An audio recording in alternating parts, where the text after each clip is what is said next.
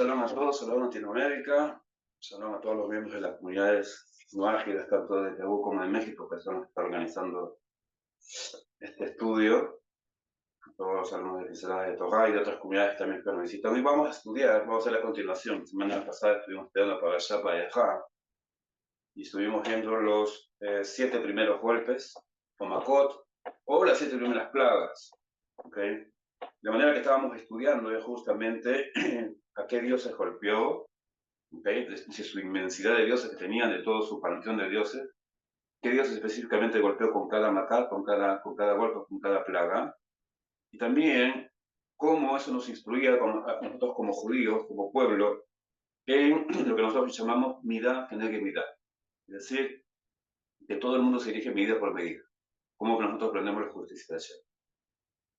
Bien, si los que no los están siguiendo, los que tienen su Humash en casa, nos pueden seguir con la lectura. Parashat Bo, la palabra Bo significa vení, ven, se encuentra en el Sefer Shemot, o libro de Éxodo, a partir del capítulo 10, verso 1, hasta el capítulo 13, verso 16. Obviamente no vamos a poder hablar toda la parashá, que por el momento de las preguntas y respuestas pueden tocar cualquier tópico que ya hemos tocado en este momento, aunque sería lo más ideal, pero también, si gustan, ustedes pudieron leer en casa, okay, toda la parashá y hubo algo que no entendieron, lo pueden traer un momento después del shiur. ¿Okay?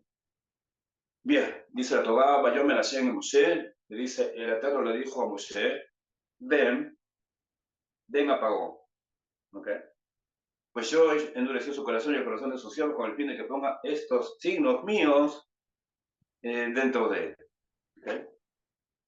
A ver, para comenzar, hay algo que no se entiende, gramaticalmente no está bien colocado la palabra bo en esta parashá. Porque lo ideal, o lo lógico, hablamos de gramática, ¿okay? O sintaxis, mejor dicho, el sintaxis también, para que se pueda entender la oración. La Torá debió haber dicho, Vayomer Hashem el Moshe, lej le pagó. O sea, el Eterno habló a Moshe diciéndole, ve, anda, no, dirigite, no, ve donde se paró, es lej, salí de acá, ve para allá, lej le pagó. No dice vos. Incluso en español no suena bien. Nadie te dice, ven, no sé, ven a la casa de él. No, ve a la casa, anda a la casa de él, o de ella. Pero decir ven, y es más, yo endureció su corazón. O sea, tan lindo es Moshe, ¿eh? Y eso es lo grandioso de Moshe. Que Hashem incluso le está dando una misión para que hable con Faraón y en la primera te dice, él no te va a escuchar. Entonces, ¿para qué me mandás? ¿Para qué me mandás? O sea, desde ya me está diciendo que voy a fracasar en la misión. Anda a hablar con Faraón, pero no te va a escuchar. Su corazón va a estar endurecido. Entonces, ¿para qué voy? Eso es lo lindo de Moshe, que a pesar que sabía que no iba a tener éxito, que el corazón de Faraón iba a estar duro, iba a estar malgastar su tiempo, entrevistarse con él, hacer hígado con él igual iba porque Hashem se lo mandó. Entonces Hashem a veces nos dice, pero Hashem, ¿por qué me envías a hacer esto? ¿Por qué tengo que hacerlo yo? Enviar a otro, no sé, si al final no tiene sentido que yo vaya o que yo lo haga. Eso es lo lindo de Moshe. Moshe, a pesar de eso, de que no iba a tener eso, él iba. ¿Okay? Ahora, ¿por qué dice vos? Por dos razones. Primera razón, bueno, hay muchas razones, hay 70 razones por esta parasha comienza con vos. Pero de dos. Una es que cuando Dios le dice a Moshe, vos, ven, es que él iba a ir con él. O sea, vení conmigo donde pago. Vamos a ir juntos esta vez, los dos. El segundo es que la palabra vos, entonces los que saben, bueno, los que saben, para empezar, pues tienen conocimiento de hebreo, saben que cada palabra, o cada letra, mejor dicho, tiene un valor numérico, lo llamamos gematría, o numerología, en unos términos. La palabra bo está escrito con dos letras, la letra bet y la letra ale, es decir, con la segunda y con la primera letra de nuestro alfabeto. Pero aquellos que saben la letra bet, ¿no? Tiene un valor numérico que es el número 2. La bet vale 2, por ser la segunda letra, de 2. Y la letra Aleph, que es la siguiente letra, ¿okay? Que es la primera letra de todos los alfabetos, vale 1. Es la primera letra. Si hacemos un esfuerzo mental matemático, sin rompernos la cabeza, 2 más 1, 3. En esta plaga, en esta pagayá, vamos a ver 3 macos, 3 golpes más que faltaban. La pagayá pasada, pagayá Baerá, vimos 7. Allá le dice, bueno, vení conmigo, vamos a ir los dos, porque si ustedes ven, en el lapso de cada uno de estos 3 golpes que faltan, no se va a ver mucho la acción física de Moshe. En las otras él tenía que levantar la vara y golpear y tirar, aquí no. Aquí es menos la participación de Moshe porque todo lo va a hacer así. Cuando dice, vení conmigo, ahora yo voy a hacer estas últimas 3. Vamos a ir viendo. El otro mensaje que se puede entender, justo estaba escuchando una enseñanza, y eso lo quería traer porque me encantó. Es si nosotros podemos, es una enseñanza del Maguid de Mesrich, de Hasidut. Saben que me encanta a mí, escucho mucho de Hasidut y enseñar Hasidut. De la forma que nosotros podemos ver de una sola traducción o otra traducción de una misma palabra. La Torah dice, el Eterno le dijo a Moshe, ve a Pablo, o sea, vení conmigo, pues yo he endurecido su corazón y el corazón de sus siervos. ¿Con qué? ¿Cuál fue el propósito? Lemán. ¿Cuál fue el propósito?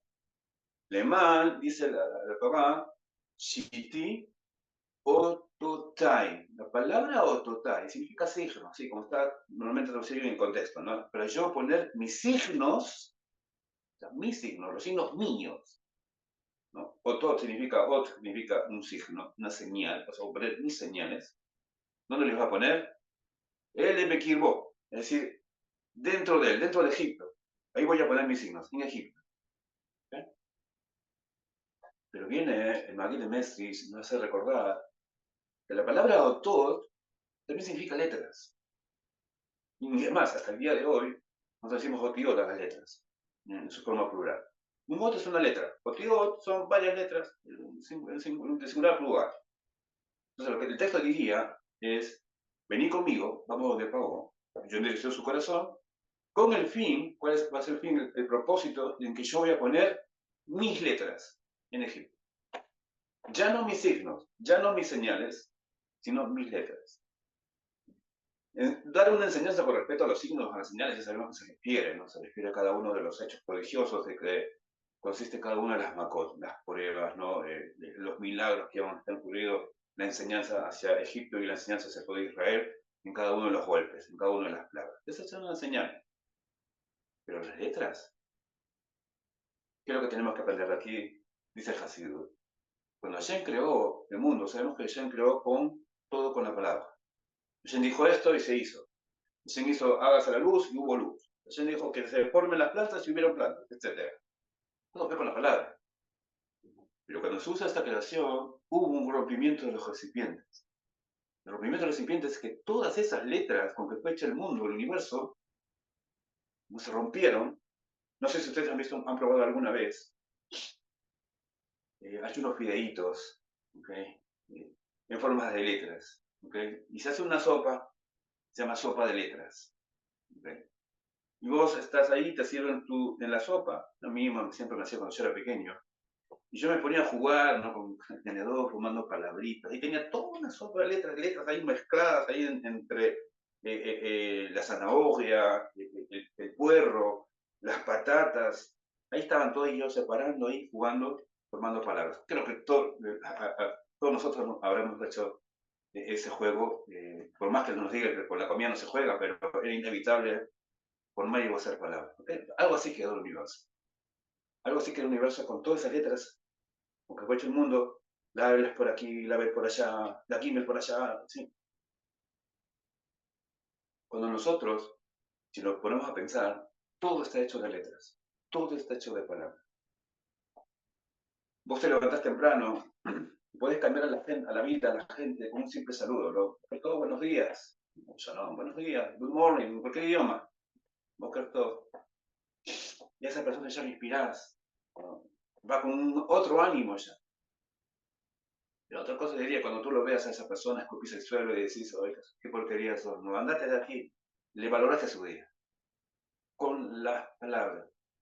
Con esas mismas palabras, o sea, las palabras, vos podemos hacer poemas, podemos hacer canciones maravillosas, como también podemos escribir, ¿no?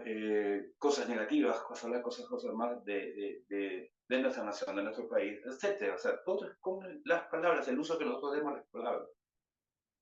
Podemos transformar las vidas, como también podemos destruir las vidas con las palabras, usando las palabras. Pero yo puedo tener un libro, no sé, vamos a empezar, puede ser el libro más maravilloso de filosofía, pero griega, ¿eh? O alemana con Nietzsche, nega a Dios, insulta a Dios, siempre escritos.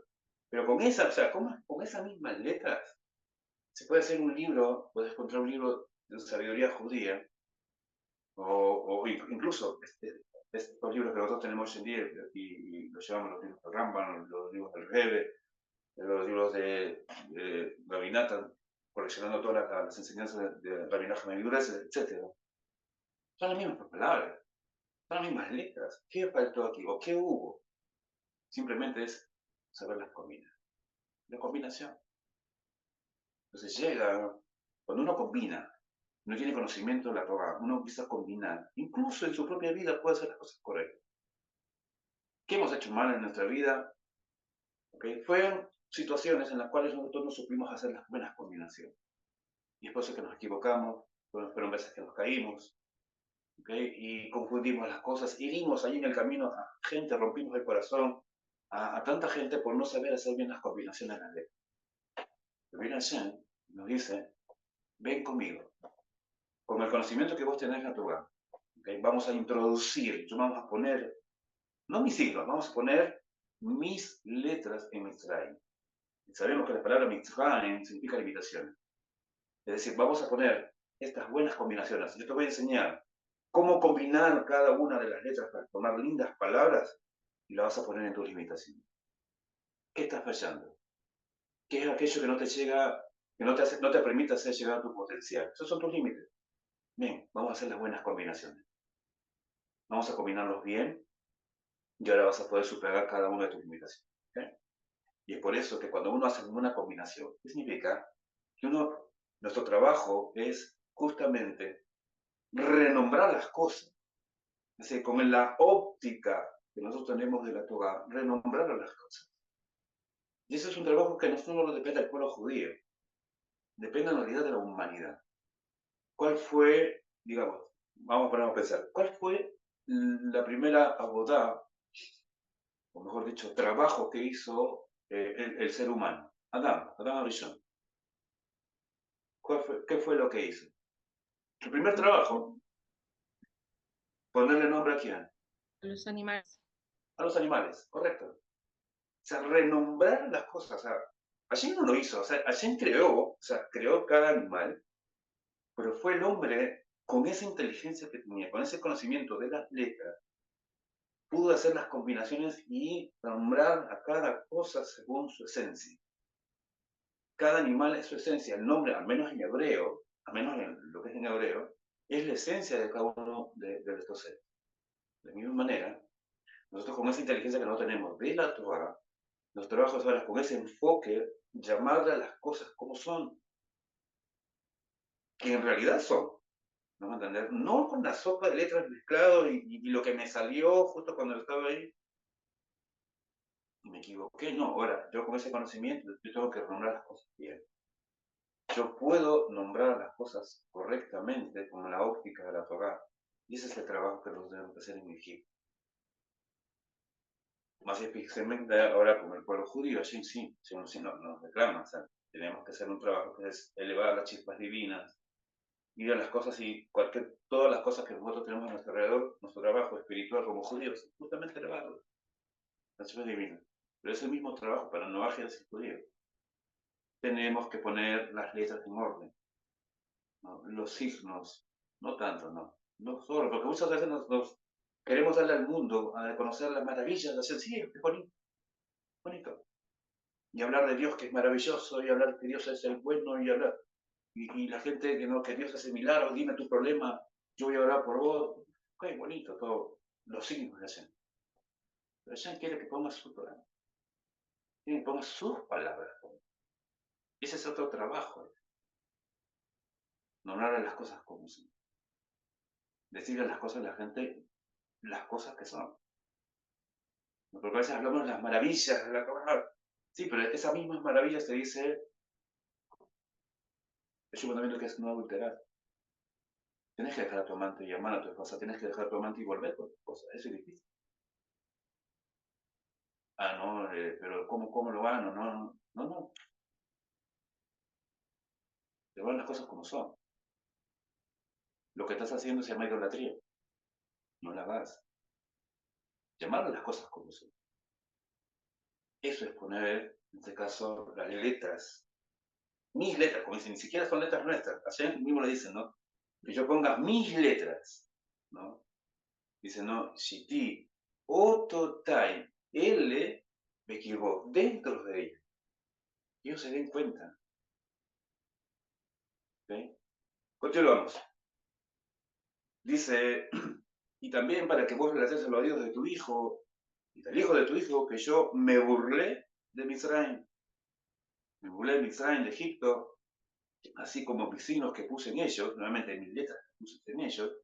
¿Cuál es el objetivo? Cuando uno pone las letras de Hashem en las cosas, llamar las cosas como son, para que ellos sepan que yo soy el Eterno. Ese es el objetivo.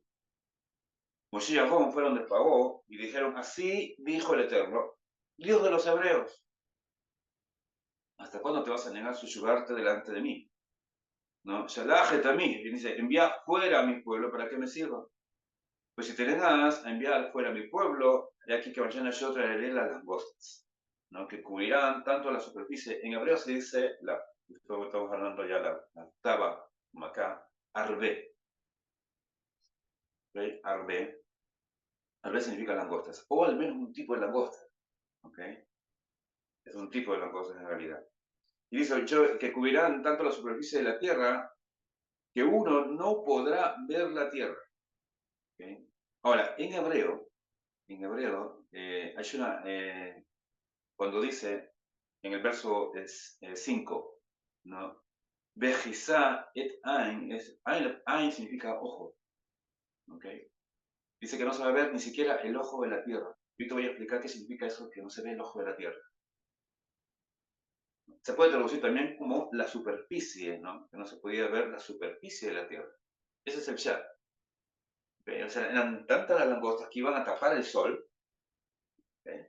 Recordemos que la última plaga fue de bajar de granizo y había dejado ciertos granos o ciertas plantas todavía, digamos, con vida, ¿no?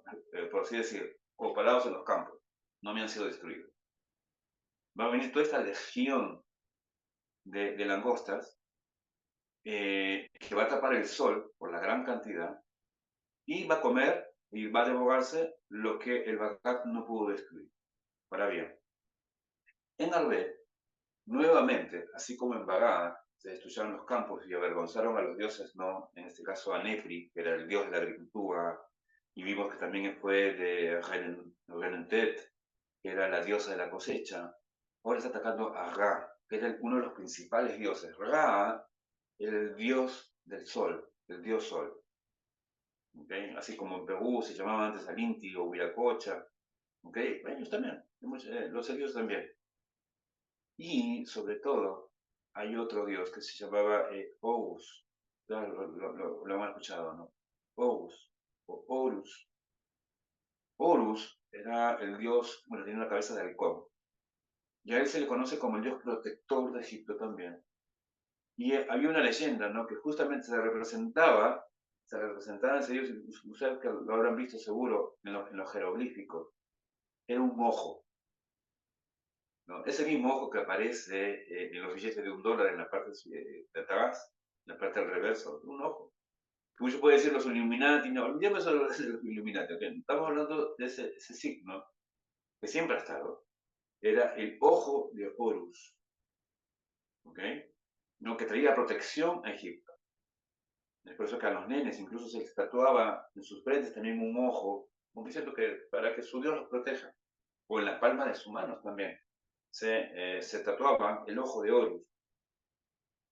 Entonces, cuando la Torá dice que van a ir tantas langostas, ¿no? Que no se va a ver el ojo de oro, el ojo, del ojo de la tierra. Porque justamente los egipcios vieron, uno, que Nepri, su dios de la agricultura, no sirve para nada. Que Amenemhotep, la diosa de la cosecha, no sirve para nada. Que el sol, que unas simples langostas pueden tapar a su dios. Y es más, también puede acabar con la protección del ojo que todo lo ve, que supuestamente es el ojo de Horus. Ahora está siendo aquí humillado por unas simples langostas. ¿Okay? Ahora, dice la Torá, y se va a consumir el sobrante, o lo que sobó, salvado, que les quedó del granizo, como habíamos dicho, de la pagá, Macare Bagar, de granizo, y consumirá todo árbol que crece para ustedes en el campo. Se llenarán tus casas y las casas de todos tus siervos, así como las casas de todos los distritos, de todos los egipcios, de modo tal que no vieron tus padres y los padres de tus padres, o sea, esto fue algo que nunca se vio, desde que estuvieron sobre la tierra hasta el día de hoy. Ahora, aquí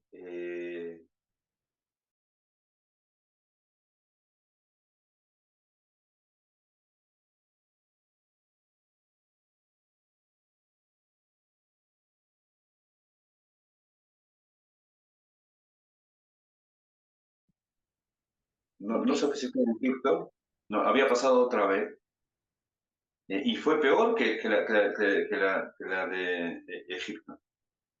¿No? Entonces, ¿cómo es que la Torá dice, por ejemplo, en el verso 6 estoy, se llenarán tus casas y las casas de todos tus siervos, ¿okay?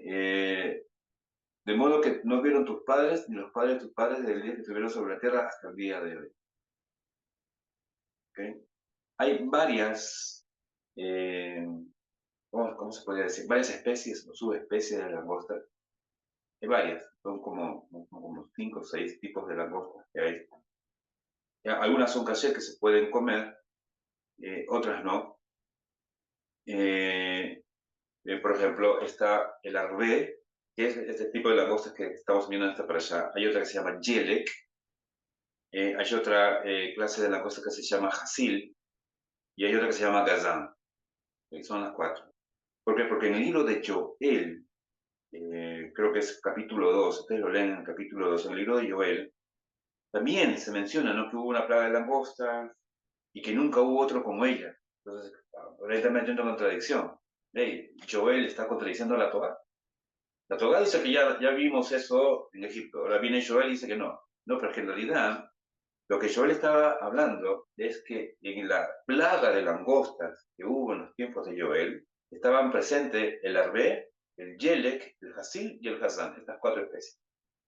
En Egipto no. En Egipto solo es arbé. Solo es un tipo de langosta que cubrió toda la tierra. Pues esa es la diferencia. Porque no quería hacer esa salvedad. Eh, los siervos de Pagó le dijeron, ¿hasta cuándo será una trampa para nosotros? ¿Sí? Ya, y ojo, y aquí ya la gente comenzó a perderle ya el respeto para ya en los otros golpes, ¿no? El pueblo tuvo que comerse, por así dicho, o bancarse, dicen en Argentina, tuvieron que bancarse cada una de las decisiones de Pagó de no dejarlo salir. Dice la gente, los cielos estaban hartos. Y se enfrentan a Pagó. Y los cielos le dijeron a Pagó, ¿hasta cuándo será esto una trampa para nosotros? Envíenlo fuera, que se vaya, ¿no? Envíen los varones que sirvan al eterno su Dios. Y son, mira cómo dicen sus palabras, dicen, ustedes te dan aquí a dar extraña, es decir, todavía, o sea, ¿no te has dado cuenta o no sabes que Egipto está perdida? Se imagínense eso diciendo a un rey. Ven, ¿no crees que Egipto está hecho ruina? En otras palabras, dijeron que tú eres ciego o sos tonto, que no te das cuenta cómo estamos, cómo estás gobernando, cómo estás llevando la situación. ¿Qué hizo Pagó? Otro rey, en otro momento, quizás mismo Pagó en otro momento de circunstancias mejor, hubiera mandado a decapitar o al exilio o a la hoguera, como sea. Pena de muerte a todos estos que les faltaba respeto, porque le estaban diciendo en su cara, oye, ¿te das cuenta que estamos perdidos? Dejo que se vayan. que les faltaron total respeto. Entonces, Moshe y Aarón fueron devueltos a la presencia de Pablo. Mandaron a llamar nuevamente a Moshe y Aarón. No tuvo nada que decir Pablo. Entonces Pablo dice, vayan y sirvan al eterno a Dios de ustedes. ¿Quiénes son los que van a ir? Esa es la pregunta. Moshe dijo, vamos a ir con nuestros jóvenes, vamos a ir con nuestros ancianos, con nuestros hijos, con nuestras hijas, con nuestro rebaño, con nuestras reses, vamos a hacer un hack. Vamos a hacer un hack Hashem, una festividad de Hashem, ¿no? De eterno para nosotros. Entonces Pagó les dijo, que el Eterno esté con ustedes cuando yo envíe afuera a ustedes junto con sus pequeños. Miren, ¿no? Miren que el mal los confronta. Acá está invocando en realidad a su Dios, Ra. ¿Okay? Ra, él había visto, ¿no? Que Ra, en egipcio, Ra es la denominación, el nombre de uno de sus dioses. Pero Ra en hebreo significa mal. ¿Qué es lo que había visto Pagó? Pagó tenía ciertas puertas de impureza para poder pronosticar el futuro a través de los oráculos. Él había visto en el oráculo, obviamente que es borroso lo que ellos pueden percibir. Había visto que el mal les iba a confrontar en el desierto, que algo iba a pasar en el desierto. ¿Qué había visto? Pagó el becerro de oro. Ya que muchos de los judíos iban a morir por el tema, porque justo están hablando acá de ganado y vamos a ir con las reses. Entonces ahí comenzó a comprender, entonces lo que yo he visto era correcto. Yo he visto, ¿no?, que el mal los va a confrontar allá en el desierto, que la muerte va a estar. Y efectivamente, por el becerro de oro es que Hashem decretó, ¿no?, que gran parte de nuestra población no iba a entrar a la tierra de Israel. Que toda esa generación, los que hablaron mal, perdón, que toda esa generación que había participado del becerro de oro, ¿no?, iban a morir. Y justamente vino Moshe, tuvo que moler el becerro de oro en Parashat Kitizá, lo vamos a ver más adelante, una semana más adelante. Parashat Kitizá está. Dijo a los levitas, ¿no?, cada uno de los levitas, hermanos, saquen sus espadas y maten a los que participaron. Y hubo una matanza. Entonces, estaban viendo lo que había visto. Entonces, por eso, así que vayan ahora los varones y sirvan al Eterno. Pero yo les quiero hacer un favor. Yo he visto que lo van a pasar mal. Mejor vayan los varones, ¿no?, y los expulsó de su presencia. Entonces el Eterno dijo a Moshe, extiende tu mano, nada más. No tiene nada que ver aquí la vara, el mate. Solo extiende tu mano sobre la tierra de Misraim por la plaga, dice por haber de Arbe, un golpe de langostas, que va a subir sobre la tierra de Egipto y va a consumir toda la hierba. Entonces Moshe extendió sus manos sobre la tierra de Misraim y el Eterno condujo un viento. Aquí ya desvió otra oportunidad, incluso desde un día más, que va a venir un viento sobre el oeste durante todo ese día y toda la noche. Se tuvieron para pensar desde que Moshe les dijo lo que iba a pasar con respecto a la langosta. Y tuvieron un tiempo del sonido solamente, del sonido que venía de Egipto. Ahora, cuando la Torá dice que vino un viento del este, acá en Israel tenemos miedo de ese viento. Porque nosotros, cada cierto tiempo, más o menos, en los meses de, a ver, en el mes de Tamuz mayormente, sí, más o menos en verano, y hay un viento que se llama el viento que viene de Egipto, el viento del este, que nosotros lo llamamos, se dice Hamishim o Hamsim en árabe, Hamsim en árabe, Hamishim en hebreo, que son 50 grados de calor. Es un viento que viene de Egipto, caliente, y llega a la parte del sur de Israel, que es un aire, de verdad, nosotros tenemos que meternos a nuestros hogares, porque se eleva la temperatura y viene un polvo de color rojo. O sea, unos vientos como si, es impresionante, el cielo se ve anaranjado, de verdad, se lo vean, es anaranjado. Toda la gente tiene que guardar su ropa de los tendederos, porque si no todas las camisas se quedan, literal, se quedan de color naranja, el color de la arena. Entonces, tuvieron tiempo para sentir el calor, tuvieron tiempo para sentir el sonido, porque tiene su propio sonido clásico, en este caso el Hamsim. Y dice la Torá, y vinieron, ¿no? Y cuando llegó la mañana, el viento del este trajo en este caso, el golpe de langosta. Y este golfo o esta plaga de langosta subió sobre toda la tierra de Egipto y posó en todas las fronteras de Egipto, muy severamente. Y no hubo plaga de langostas como esta después, y de ella no habrá otra semejante. Cubrió la superficie de toda la tierra, nuevamente, cubrió la superficie del ojo, ¿no? El ojo de Horus, ¿no? No se vio, y la tierra se oscureció. Se consumió toda la hierba y todo el fruto de árbol que el granizo había dejado, no quedó ningún verdor en los árboles ni en la hierba. O sea, imagínate, o sea, ola de calor, langostas, oscuridad, que nada, ni un verdor. Al menos sabemos que los árboles dan, ¿no?, cierto respiro, ¿no? La presencia de árboles hace más fresco el ambiente. Nada, en toda la tierra de Egipto. Entonces, Pagó, ¿qué hizo? Se apresuró a llamar a Moshe y le dijo, no, he pecado contra el Eterno tu Dios, ¿no? Y contra ustedes. Ahora yo les ruego que perdonen mi pecado, solo esta vez. Implica al Eterno su Dios para que retire de mí esta muerte. Entonces salió de la presencia de Pagó y suplicó al Eterno, y el Eterno hizo volver un viento del mar, eso ya sería viento, ya no, sería del oeste, ¿ok? Un viento del mar, y dice que se llevó a las langostas y las arrojó al mar de los juncos. ¿Okay? Eso está en la parte delta, casi llegando al Mediterráneo. No es el Mar Rojo, que en unas traducciones dice el Mar Rojo. El pueblo judío nunca cruzó el Mar Rojo, ni las langostas fueron en el Mar Rojo. El Mar de los juncos, Yam Suf. No quedó ni una langosta en toda la frontera de Israel. Y es más, o sea, en ese momento había un problema, un litigio, así como estos litigios que hay en varios países de Latinoamérica, de fronteras, ¿no? ¿No? Que esto es mío, esto es tuyo. Había un problema de un litigio entre Kush, que sería Etiopía hoy en día, entre Kush y Egipto. ¿Okay? Que hay una zona que no sabía de quién era. ¿Okay? Bueno, en ese tiempo no estaba la Haya, como para decir esto es de Egipto o esto es de Kush, o de Etiopía, no estaba. Entonces, cuando hubo esta plaga, toda aquella zona que estaba con langostas, los de Kush dijeron, ah, eso sí, ese es territorio de Egipto y este es territorio nuestro. Pudieron salvar las diferencias así. El Eterno dice, extiende tus manos a los cielos. Antes de aquí, antes de entrar a la siguiente marca, mira que es mira. ¿Qué podemos aprender aquí o qué aprendimos nosotros con respecto a que todo es medida por medida? ¿Okay?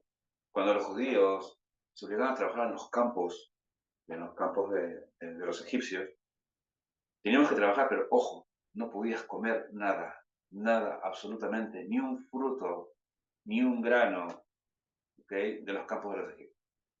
Pobre que te encontraran comiendo. Si tú trabajando con, no sé, con las uvas, con la vid, que un judío se atrevía a agarrar una uvita y comérsela, lo mataba. En fin, con todos los campos, ni con trigo, ni con fruta, nada, no podían tocar nada. Entonces Hashem dijo, bueno, vos hiciste que mi pueblo, mientras trabajaba para vos, cuidando tus campos, cosechando para vos, plantando para vos, regando para vos, no podían comer de tus frutos, a vos te quedaste sin nada, ni un verdor. ¿Okay? Ahora, de ahí hay varias leyes de la Torá, que nosotros no podemos hacer lo mismo. E incluso, ¿no? Se puede poner bozal al buey que trilla. Hay un buey que está trillando en nuestro campo, no, el buey tiene que comer. Igual, todos nuestros trabajadores pueden comer dentro de los campos. Nosotros no podemos imitar esa costumbre de aquí. Pero ojo, en el campo, no te puedes llevar fuera. ¿Okay? Todo lo que tú quieras comer en el campo, en la vid, no, comerlo, pero no, obviamente eso sería pérdida, ¿no? Ah, la Torah dice que me puedo llevar todo y me llevo para mi casa. No, la Torah te entiende que estás trabajando, mira, estás trabajando, te da hambre. Te permitiste comer una manzana, un mango, qué sé yo, un limón, una naranja. Comelo, no hay problema.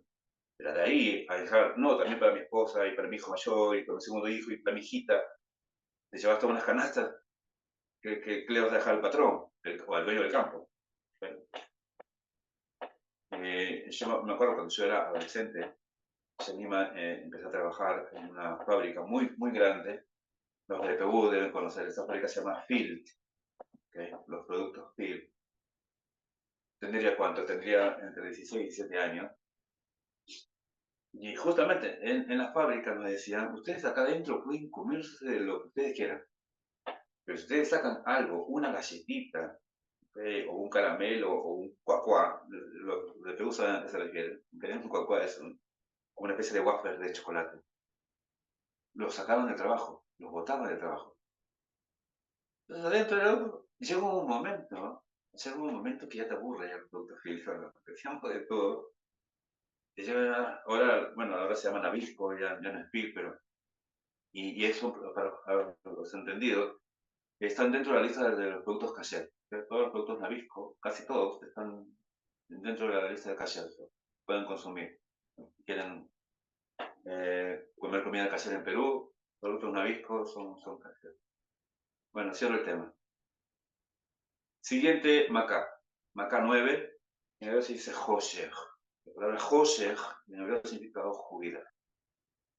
El Eterno dijo a Moshe, extiende tu mano hacia los cielos y habrá oscuridad sobre la tierra de Misraim, y la oscuridad se hará más densa. Es decir, ojo, no era una oscuridad de ausencia de luz, simplemente.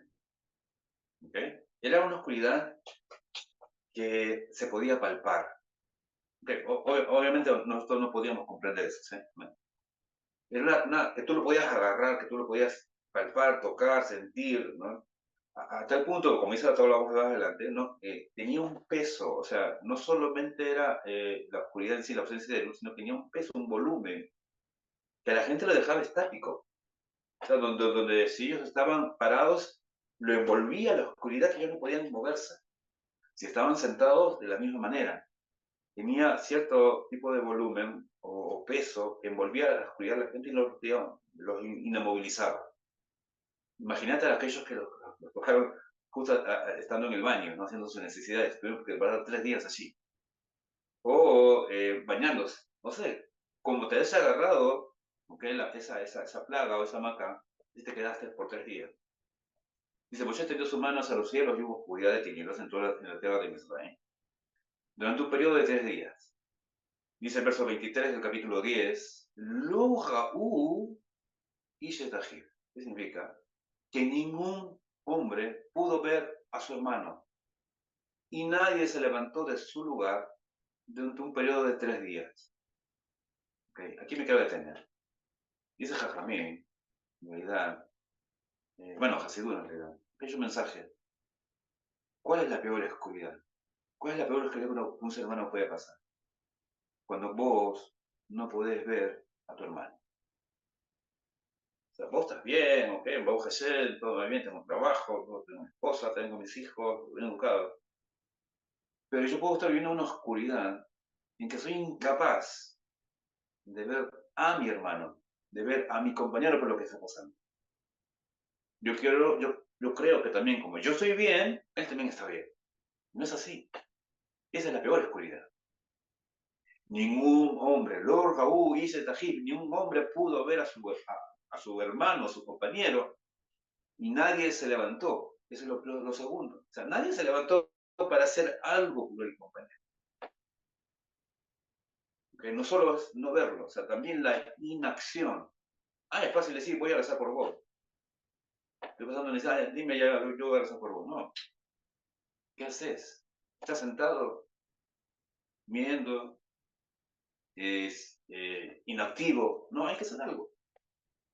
Pero dice la Torá, pero para los hijos de Israel hubo luz en todas sus moradas. No solo que hubo luz, ¿no? Israel es allá.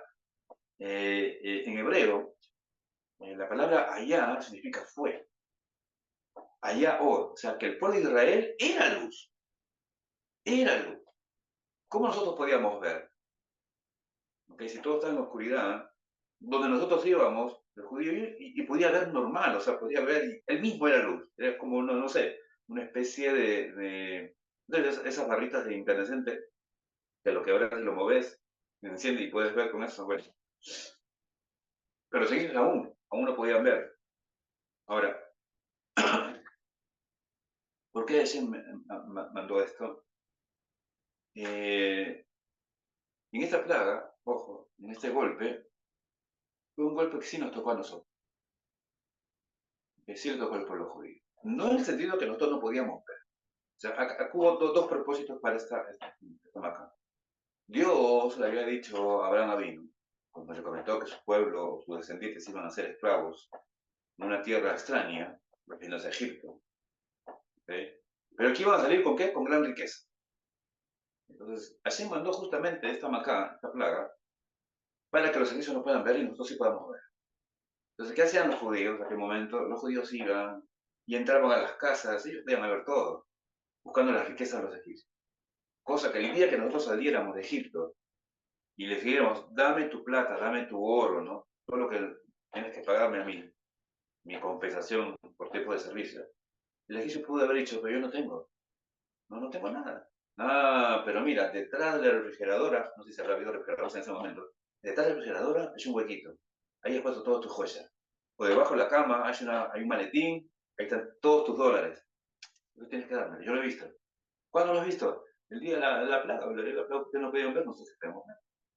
Esa fue la manera que nosotros pudimos sacar o vaciar Egipto.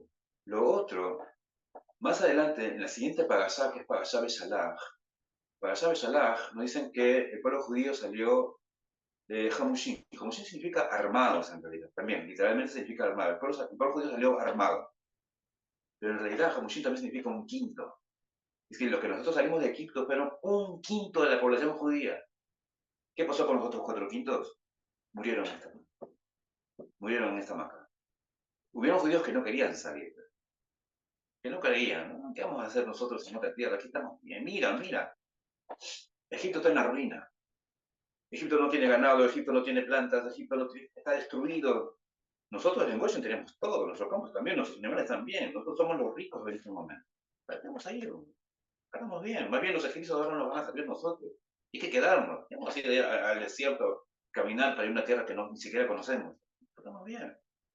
No querían salir de Egipto. Entonces Hashem tuvo que mandar a la oscuridad justamente para eliminar a esos 4 quintos de la población judía que no querían salir, que no querían la redención.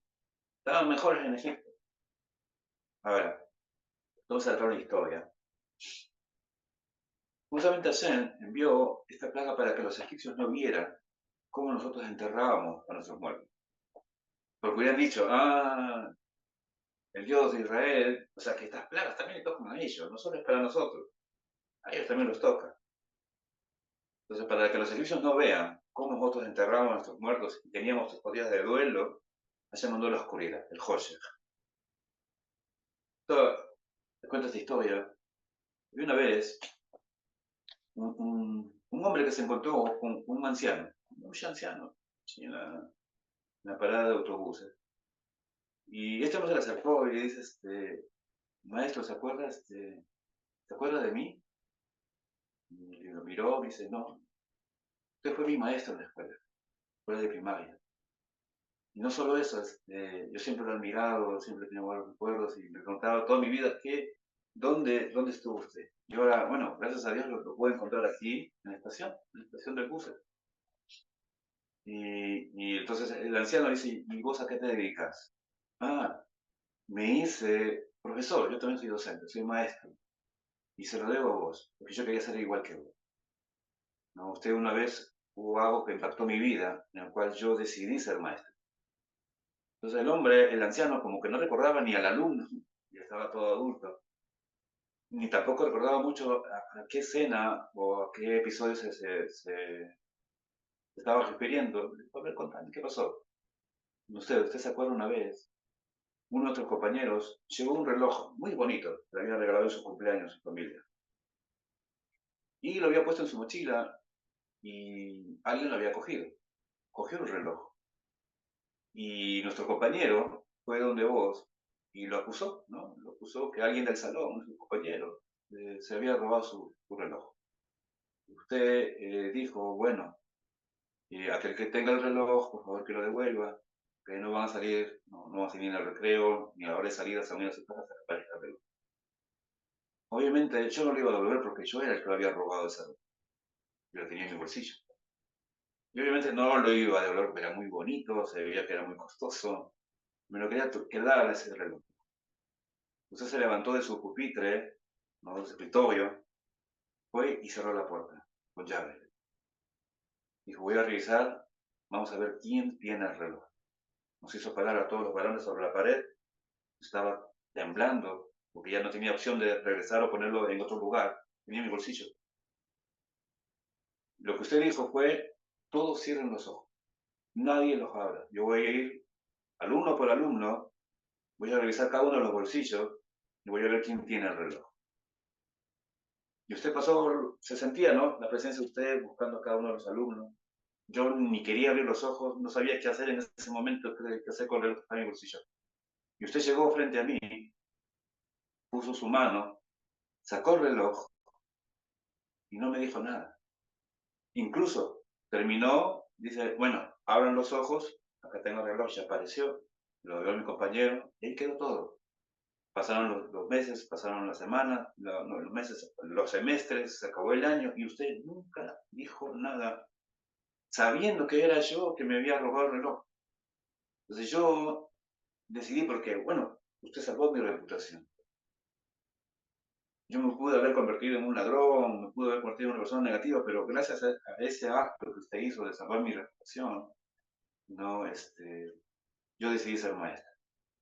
Eso impactó mi vida. El hombre anciano le dijo, bueno, sí recuerdo el episodio, pero déjame decirte algo. Yo también estaba con los ojos cerrados, cosa que no te reconocí, y ni supe quién había robado, hasta que vos has venido y me lo has dicho.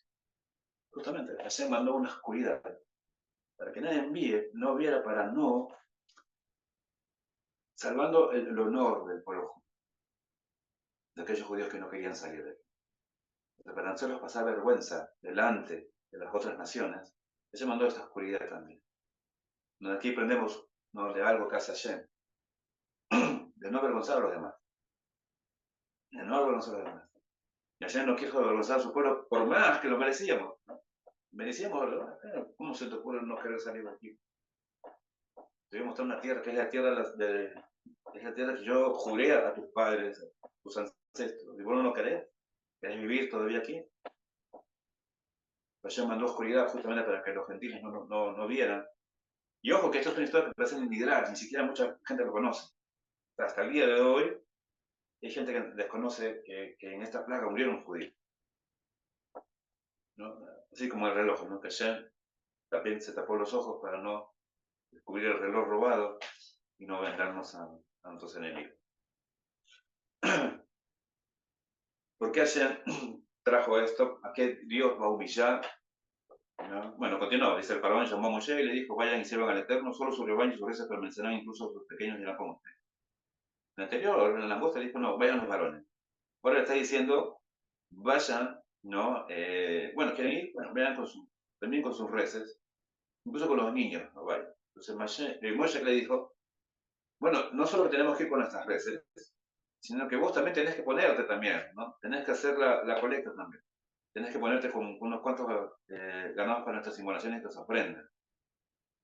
Porque nosotros con nuestro ganado irá con nosotros, no va a caer en una pezuña, y no sabremos qué vamos a servir hasta que lleguemos allá, tenemos que llevarnos todo. Pero el faraón entonces puso su corazón y no quiso dejarlos ir. Y el faraón, aquí me quedo un rato antes de entrar a la otra y la última.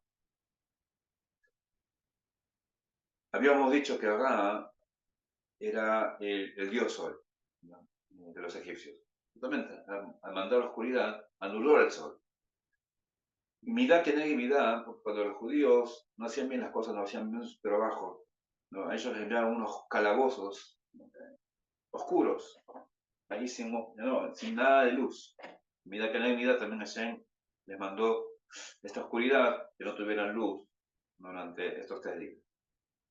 La última acá hay un conflicto con, en este caso, de Moshe con Pablo, ¿no? Pero el Eterno le puso su corazón y el faraón le dijo, del mismo salió, dejar el Tosef, Geot, Panaki, dice, vete de mi presencia o vete de mí, cuídate, porque no vas a volver a ver mi rostro. Pues el día que vos no vayó, Gotja, Panay, el día que vas a ver mi rostro, vas a morir. Moshe dijo, bueno, bien, has hablado, dicho bien, yo no voy a volver a ver tu rostro. Y es más, no se volvieron a ver nunca más el rostro de Moshe con Pagó. Capítulo 11. Y en el capítulo 11, Dios dice, Mayor Moshe en el Moshe, Otener el hat. O sea, voy a enviar una plaga más, una plaguita más falta. Y acá está refiriéndose a, a la última, que es con respecto a Makat Bejogot, la muerte de los primogénitos, el golpe hacia los primogénitos. Makat Bejogot. En todo el capítulo 11, Dios da todas las indicaciones de cómo tenemos que celebrar justamente la primera celebración de Pesach, que lo celebramos hasta el día de hoy. ¿Okay? Obviamente hay varias cosas que ya no hacemos. Hay un Pesaj que es distinto. El primer Pesaj fue distinto a los demás Pesaj de toda nuestra historia, que era justamente el día 10, ¿okay? O sea, unos cuantos, 5 días antes.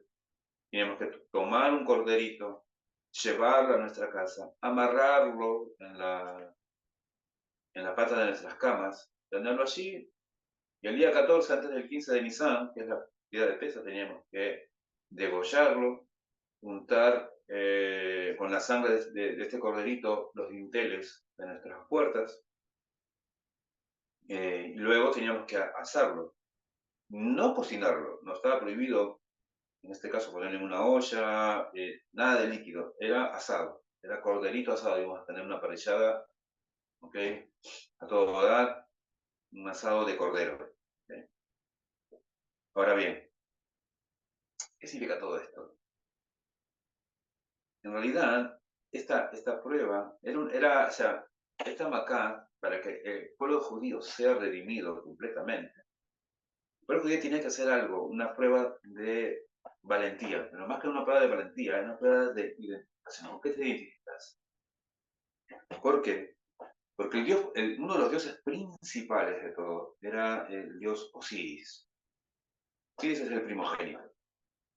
Y es más, cada uno de los, o sea, Osiris fue el primer faraón, y cada uno de los faraones es el primogénito del faraón anterior. Por lo tanto, cada faraón decía ser un dios, y que su primogénito también era un dios. Y así, entonces, al mandar esta plaga o este golpe a los primogénitos, era cortar con la creencia de que que cada faraón es Dios, y que cada primogénito es Dios. Se estaba acabando con todas sus generaciones, todas las generaciones de faraones, demostrando que no eran Dios. Ahora, Osiris, hay un libro, se llama el libro de los muertos. Es idéntico al Nuevo Testamento. No sé, de verdad, Mateo, Marcos, Lucas y Juan, creo que lo leyeron, porque es igual, o sea, ustedes no vieron ahí un personaje, lean, está incluso en internet, el libro de los muertos de Egipto. No, hubo un personaje, justo se habla de Osiris, que nació, ojo, nació el 25 de diciembre, ojo, qué casualidad. También hijo de Dios, que vino a este mundo, ¿okay? Que se casó, bueno, este Dios proviene de una mujer virgen, o casualidad. Hizo milagros como curar leprosos, resucitar muertos, caminar sobre las aguas, convertir agua en vino. O casualidad, o sea, pura coincidencia.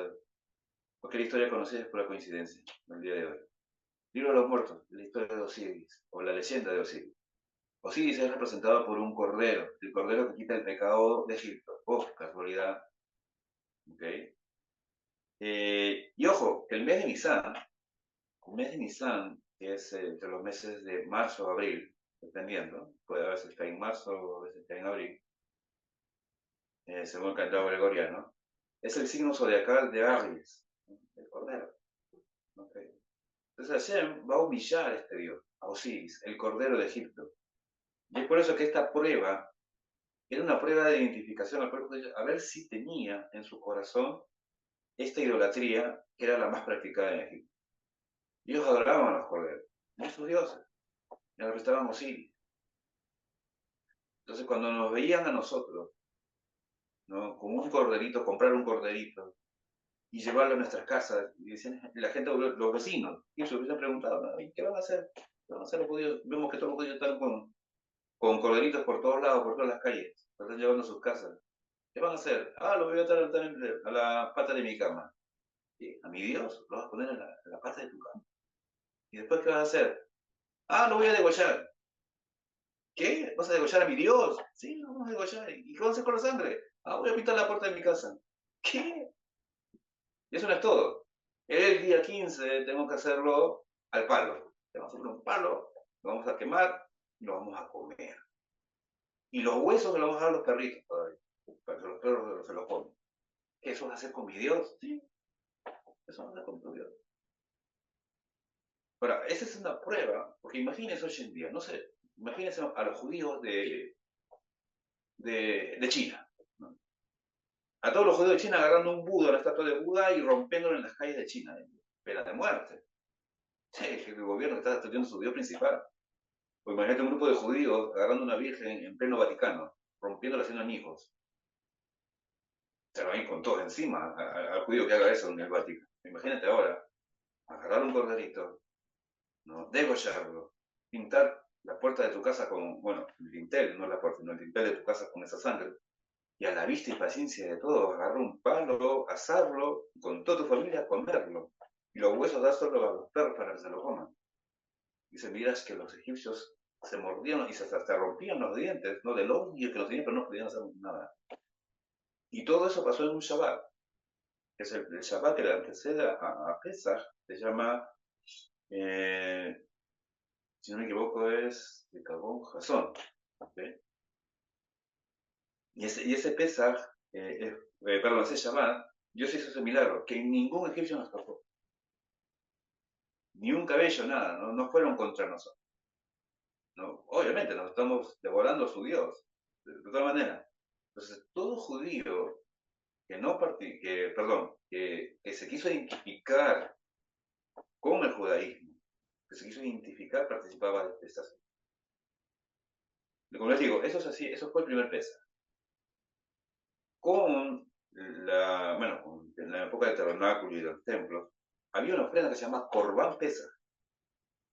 ¿Okay? Hoy en día no tenemos templo, hoy en día no hacemos Corbán Pesaj. Tenemos ciertas cosas que todavía llevamos, bueno, una cabecita de cordero, un cuello, que es una presentación, ni siquiera nosotros lo comemos, para que no se confunda que Corbán Pesaj es un sacrificio. Pero comemos las hierbas amargas todavía comemos la matzá, ¿okay? Eliminamos todo el hametz o la levadura, etcétera, etcétera. Eso sí lo hacemos hasta el día de hoy. Pero es otro tipo de pesa. Hay todo un tratado en el Talmud que se llama Pesajín, que nos habla de los saberes sacrificios. Todas esas indicaciones empiezan en el capítulo 11. Entonces yo quiero adelantarme al capítulo 12, en el verso 29, ahí donde aparece ya la Macá en sí.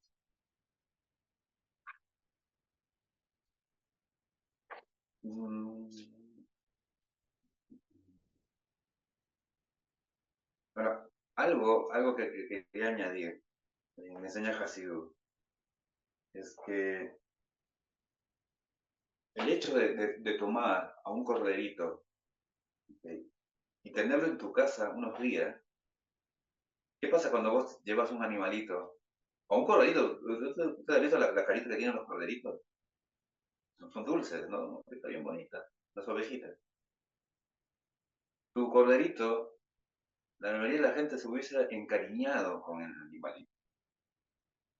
Ah, no lo mates. Yo me imagino a los nenes, ¿no? Papá, no lo mates. A la esposa, ¿cómo vas a matar ese corderito tan bonito que le hemos dado de comer estos días? Hasta junto a nuestra camita, durmiendo allí. No tenemos que matarlo porque ya nos dice, es que eso pasa. Hay veces que nosotros con Yetzer Hará tenemos un trato y hay pecados, ¿ok? O hay ciertas cosas que tenemos errores que nos encariñamos con el pecado. Tenemos un cariño a las cosas malas que hacemos. ¿Okay? Entonces el objetivo era ese.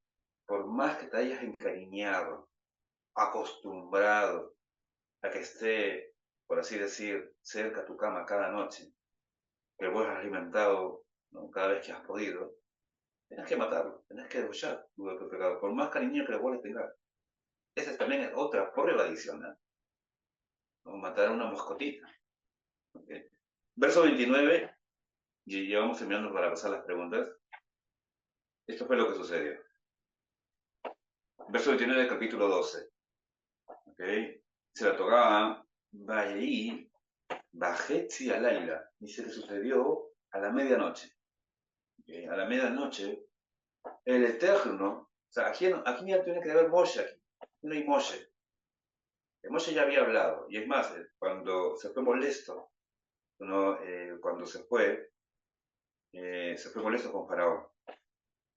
Le dijo todo lo que tenía que hacer. Dice que el Eterno mató a todos los Bejor, es decir, Bejor significa primogénito, de la tierra de Egipto, desde el primogénito de Faraón, que se sentaba en su trono, hasta el primogénito del cautivo que estaba en la cárcel, y a todo animal primerizo. ¿Okay? La pregunta es, ¿por qué también los otros esclavos? O sea, ellos también eran esclavos. Los que están de, cuando dice la Torah dice, a los cautivos, dicen, a los cautivos que estaban también en la cárcel, hasta los primogénitos de ellos. Ellos no eran egipcios, ellos eran de otro pueblo, no eran egipcios. La pregunta es, ¿por qué a estos esclavos también les tocó este golpe? Todos sabemos que cuando estamos bajo las mismas condiciones, ¿okay? Tiene que haber hay una cierta amistad que uno logra cuando uno está bajo las mismas condiciones. Entonces, lo más natural era, por ejemplo, los moabitas, o la gente de Edom, o de Midian, muchos pueblos, los Ictos, etcétera, etcétera, que también eran esclavos, porque cuando Egipto ganaba una guerra, la costumbre era que a todo ese ejército que ha participado, o lo matás, o te quedabas con ellos para que sean tus esclavos. Lo llevas a tu país y ahí los esclavizaban. Los egipcios hicieron guerra con todo el mundo, ¿ok? Tenían esclavos de todo el mundo junto con nosotros. Pero aún así, estos esclavos de otras naciones, en lugar de tener empatía, en lugar de unirse, ¿no? Estamos en la misma condición con el pueblo hebreo, deseaban también el mal al pueblo hebreo. Cuando mataban a nuestros primogénitos, se alegraban. Los judíos también mueran. ¿Veis? Somos compañeros de trabajo. Me interesa, tú eres judío, yo soy moabita todavía. A mí me agarraron en la guerra, tú desciendes de esclavos y de esclavos y de esclavos. No me interesa tu situación. Por lo tanto, a ellos también les tocó. Pero no tener esa empatía. De ahí sale una alajá, Talmud, que a nosotros se nos prohíbe, a nosotros los judíos, viajar a un país donde haya, por turismo incluso, donde haya ¿cómo se diría? Un líder déspota, malvado. Por ejemplo, no sé, Corea del Norte. Hay un emperador, ¿no? Supuestamente es un dios también, de que dios. ¿No? Yo no podría ir a Corea del Norte a hacer turismo. Está prohibido por la Torah, está prohibido por la Alajá, ¿no? Y supuestamente pasarlo bien cuando la población está pasando mal. A eso va el espíritu de la ley. Si yo no puedo ir a Camboya, por más que tengo un militar allí, y pasarle la lengua ahí en el Asia Menor, disfrutando de sus playas, de sus paisajes, teniendo ellos un dictador, está prohibido por la Torah. Uno tiene que tener empatía también con la gente. Tú no puedes ir a pasear cuando esa gente la está pasando mal. Entonces, de ahí se aprende de este ejemplo. Dice que el faraón se levantó de noche, incluso estaba buscando, él dice, y todos sus siervos y todos los misfín, y hubo un gran clamor. Se levantó, pagó a buscar a Moshe Rabbeinu. Es más, hasta el día de hoy le cantamos una canción infantil, que es Pago de pijama, Valencia Balaiga. Así se llama la canción, ¿no? Faraón en pijama a medianoche. Dice Midrash que justo cuando iba al barrio judío, Faraón, en pijama, era medianoche, se trataba de dormir, y decían, ¿dónde vive el hijo de Amram? O los hijos de Amram, refiriéndose a Moshe y a Aarón. Y los niños que estaban despiertos, porque nosotros estábamos recién comiendo la cena de Corban Pesach, me decían, creo que vive por allá, donde está allá, a la izquierda. Y lo mandaban a y Faraón iba corriendo buscando para ver a dónde estaba Moshe y Aarón. Y llegaba, no vivía ahí. Los otros niños de allá le decían, no, vive por allá. Y lo mandaban así, ¿no? De barrio en barrio, de pasaje en pasaje, de casa en casa, ¿no? Y se reían de Faraón. Eso hizo el Midrash, que ha hecho una canción muy popular, que ya lo cantamos, ¿no? Incluso cuando ya es medianoche, en Pesach, pueden encontrar en internet, ¿no? Paro en pijama, Badenza Varela, que el faraón estaba en pijamas a medianoche. Y hubo un gran clamor, pues no había casa alguna en la que no hubiera un muerto. Ahora, ¿cómo es posible que no hubiera una casa alguna que no hubiera un muerto? Es que incluso, a ver, ¿cómo les explico esto? Si había un primogénito, moría, pero hay veces que no había casas que morían dos. ¿Cómo es posible? ¿Cómo es posible que fueran dos? O sea, nadie tiene dos primogénitos. Primogénito es todo aquel, ¿no? que abre matriz. Pero era tanta la inmoralidad por parte de los padres y por parte también de las mujeres egipcias, que ellos tenían varios primogénitos, porque tenían maridos, o sea, eran hijos de otros maridos, por así decirlo. Entonces, esta mujer tenía un hijo para este marido, que era el primogénito para este marido, pero también tuvo otro primogénito para este marido y para otro amante, ¿me dejo entender? Entonces, hubieron varios muertos en una sola casa. Entonces, ahí, imagínense toda esta, oye, se supone que son los primogénitos, y yo también te engañé, no es hijo de tu vecino. O sea, todo ese problema se ganaron los egipcios. Entonces, todo se salió a la luz. Toda la porquería de la de sexual que ellos practicaban. Entonces llamó a Moshe a Aarón, Moshe le dijo, levántense, ya no sabía qué hacer. Dice que gritó en realidad, porque él nunca más vio su rostro. Paró, tuvo que gritar, no, levántense y salgan de entre mi pueblo, no tanto ustedes como los hijos de él, márchense y sirvan al Eterno como ustedes hablaron, tomen sus rebaños, sus reses, márchense y bendíganme también a mí. Y Mizraim presionó fuertemente al pueblo, ¿no? A enviarlos, toda la población, porque bueno, estábamos muriendo. Ellos pensaron que iban a morir todos, no solo los niños, no solo los primogénitos, todos iban a morir. Y después lo agarró consigo, dice, la masa, los judíos tienen la costumbre de tener matzá, ¿no? La masa, que antes que fermentase, y empacamos las cosas y nos fuimos. Y ahí pedimos no utensilios de oro, no vestimentas, le pedimos a los egipcios, nos quiso contar que nos vayásemos, hallamos gracia y nos dieron de todo. Y ahí vaciamos Egipto y pudimos salir de Egipto. Ahora bien, había dicho que este es un golpe a Osiris, el dios principal, el primogénito, el primer faraón, el cordero. Ahora, la palabra es midá, que negue midá. ¿Cuál fue? No, medida por medida. Y aquí, o sea, no es algo que nos hicieron los egipcios y nosotros creemos en la justicia de Dios. ¿Okay? Aquí ya es distinto. Acá es con Dios mismo.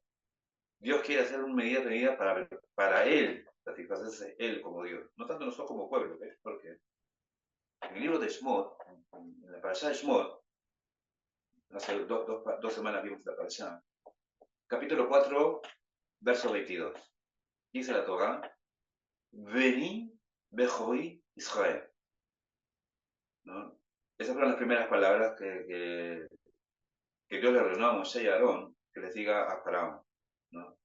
A mi hijo, mi primogénito, ¿no? Mi hijo primogénito es Israel. El pueblo judío es mi hijo primogénito. Entre todas las naciones es mi primogénito. O sea, vos mataste a mi primogénito, tienes que sufrir a mi primogénito. Bueno, yo me voy a cobrar por tu primogénito. Esa fue la mirada que nadie me da. Con Hashem mismo, no con el pueblo en sí. Obviamente que lo estaba vengando también por el sufrimiento, ¿no? Pero aquí era ya algo más personal entre Egipto y Hashem.